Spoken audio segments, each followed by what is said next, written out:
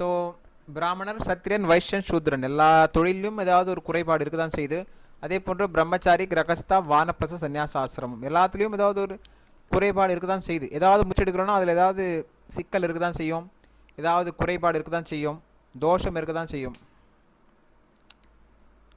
அதனால் பௌதிக உலகமே எவ்வளவோ தோஷங்கள் இருக்கு. கலேர் தோஷன்றார்.